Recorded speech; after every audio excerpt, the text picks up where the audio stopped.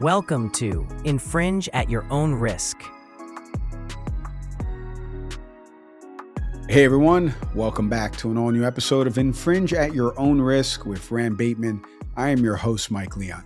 You know, Rand here is a registered patent attorney with decades of experience protecting patents, trademarks, and copyrights for clients from startups to even international companies. Today's episode, we're going to be talking about how online sellers can protect their intellectual property and enforce their rights across platforms like Amazon, Etsy, and even Shopify. Well, I just mentioned all the platforms my wife uses, Rand, so I think we got that covered for her. Let me ask you about these online marketplaces.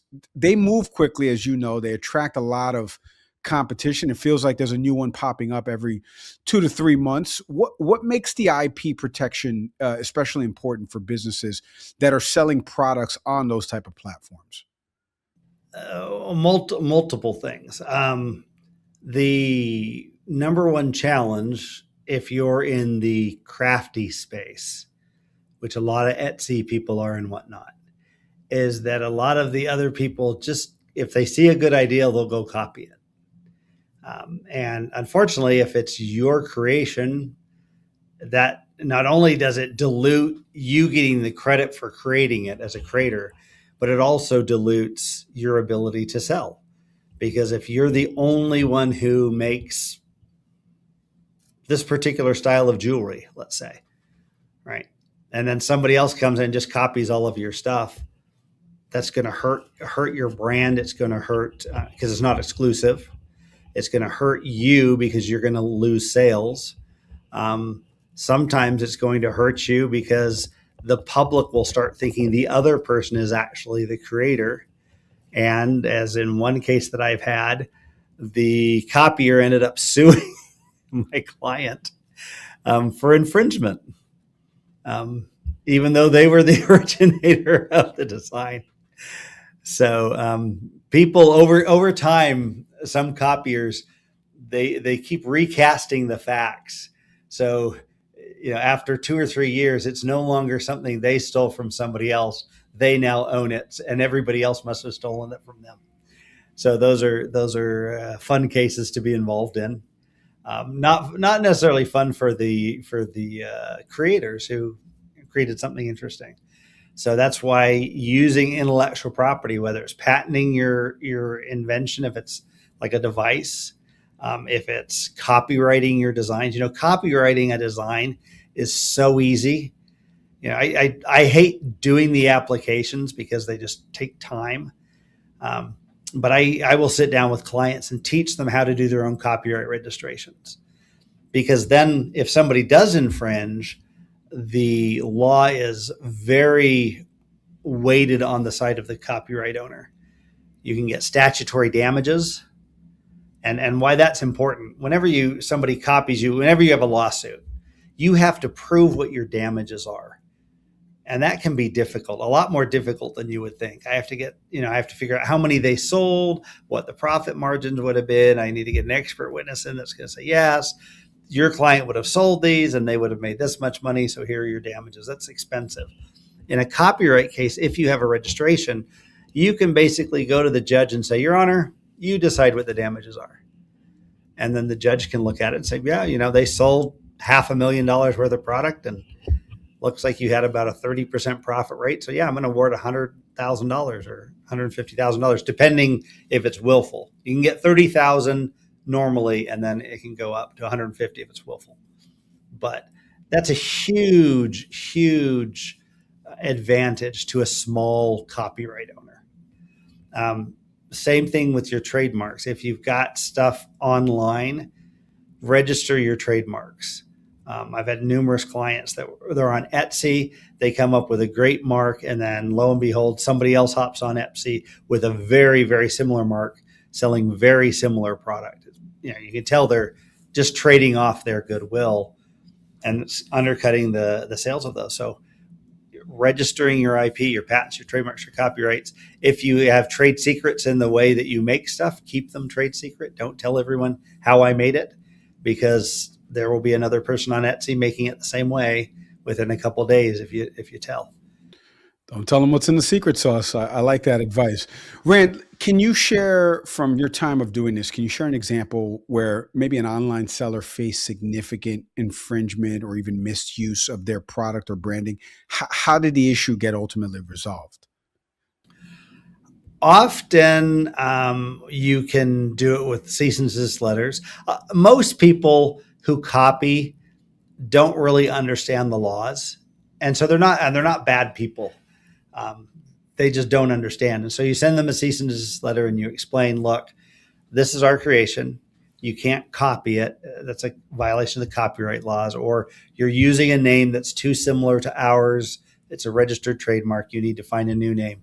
Most people will resolve things on an amicable basis without needing to go to court, without needing to spend a bunch of money. And everybody leaves happier. Um, there are bad people who do intentionally copy those. But if you have copyright registrations or copyright or trademark registrations or patents issued, you have leverage against them. If you don't have those, it's very difficult because most Etsy people are relatively small companies, and you just don't have the leverage without the IP to go after somebody, and often don't have a legal basis to if you didn't protect your intellectual property. So, but if you have an issue with infringement, go talk to an attorney. Um, they're expensive, but they're less expensive than the alternative. Because if you do nothing about it and somebody takes your whole market share away, that's a lot more expensive than what you would have paid your attorney. Yeah. Rand, what tends to happen from your experience seeing this? What tends to happen when a business overlooks the visual elements of its product, whether it be the packaging, the taglines, and then they start seeing somebody copy it and starts making its appearance online? Like, what happens now? They can try and go after them for trade dress. But if you had intentionality early on and got the registrations that you could, you're in just such a better position. Like I was talking about with a copyright, if you get the registration before they infringe, you can get the statutory damages, which I mentioned. You can also get your attorney's fees. That is a huge cudgel if there's an actual dispute. In fact, when I've done a lot of copyright infringement over my career, and when I would sue people, I'd get opposing counsel, guys I know in the industry. And the first question they'd ask, was it registered? Yep. All right, we'll get you a settlement offer. Because the last thing they want to do is be paying my attorney's fees and their attorney's fees for the lawsuit. So, those cases get settled quickly, much less disruption to the client, much less money out of their pocket, by just getting it done, taking those steps early on, getting the copyright, getting the trademark, even if it's just a design patent on your, fluffy animal, you're selling something cute online. But every once in a while, those things that go huge, and you really wish down the road that you had the IP protection. Yeah. And to that end, too, a lot of the times with these marketplace, the takedown systems are a little confusing, and the mechanisms are confused, right? Like, what would you want sellers to kind of understand about how that process works, and what evidence will typically help carry the most weight so it's ultimately taken down? Well, you want to have a well-written takedown letter.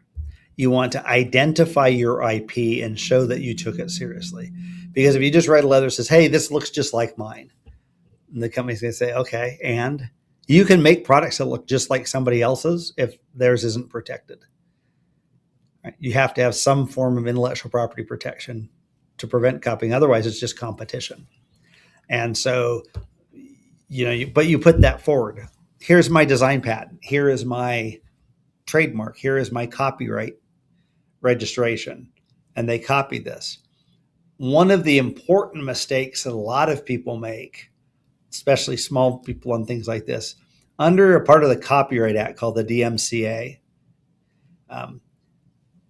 if you remove somebody's what they call copyright management information, if you remove that, there's an automatic minimum statutory fine of $2,500 and it can go up to $12,500.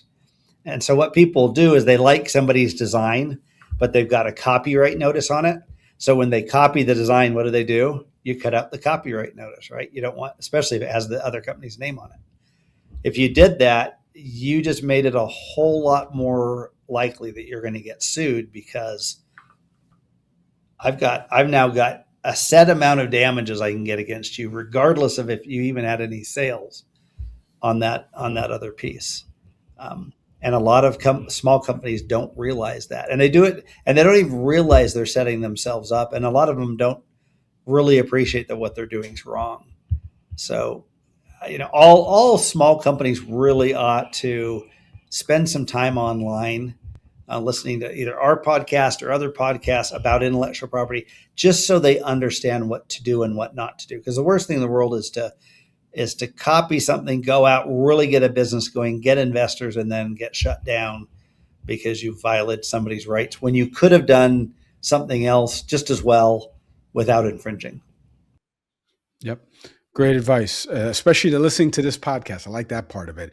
Rand, let me ask you about the international sellers and folks overseas. We talked about them a little bit in previous episodes, but how do international sellers, overseas manufacturers, how do they complicate the enforcement part of it? They're not based here in the U.S. Like, what steps help a business kind of navigate those challenges? Well, one of the really good things is the International Trade Commission.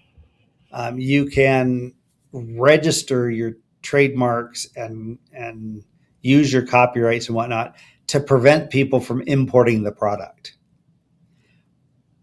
One of the important things for sellers in the US needs to be, if you're going to import a product that you're buying off Alibaba or some other foreign site, you can find a lot of really cool stuff on there for very inexpensive, and then think, well, I'm going to buy that and resell it. If you're going to do that, do some due diligence and make sure that there's not a patent on it or a copyright on it, because it's really bad when you start selling a product and you think, oh, I'm so excited I'm selling, and then you get a lawsuit because you're infringing somebody's patent, or you get a lawsuit because you're infringing somebody's copyright. So try and do some due diligence, look around and see if there's other people selling the same product. Are there companies, if somebody's got a patent listed on it, especially in the Etsy, smaller reseller type configuration, online, people who sell through Amazon, whatever. I get a fair amount of cases every year from people who are getting sued because they bought a product from overseas without any knowledge that it was patented. But as soon as the patent holder figures out that they're selling it, they want it stopped. Right. Rand, as we kind of wrap on this episode, for the online brand, they're aiming to protect themselves long-term. They just listen to everything you said. What ongoing monitoring or portfolio building practices would you recommend that could help them prevent problems instead of being reactive? How do we teach them to be proactive instead of reactive? Well, they ought to have an intellectual property plan, right? This is what we're going to do it.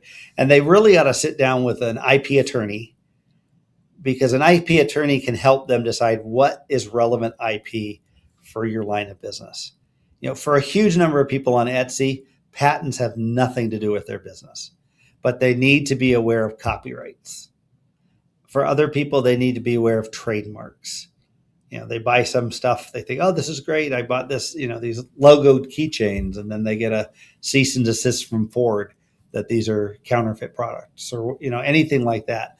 So sit down with your attorney, spend an hour and say, okay, what am I selling? What are relevant things I need to be aware of in IP law?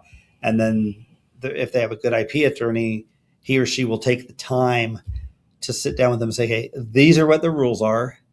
This is what you need to avoid doing. This is what you need to do to protect your products. And if these things happen, contact us so we can deal with it. And if you do that, you just put yourself in a so much better place than just kind of winging it until you get caught. Yeah. It's great advice as always, Rand. Appreciate the time, the insights, breaking this down for the audience. Thank you as always. Have a great day. And that's it for today's episode of Infringe at Your Own Risk. If you're building a brand online, you're dealing with infringement on a marketplace right now, you can learn more, connect with Rand and the team at Bateman IP over at batemanip.com. Do me one more favor before you head out. Like, subscribe, leave a review, comment, share the episode. Like Rand said, people need to hear this pod. As always, I'm Mike Leon. See everybody next time. Thanks for watching. Be sure to hit that like and subscribe button and leave us a review in the comments.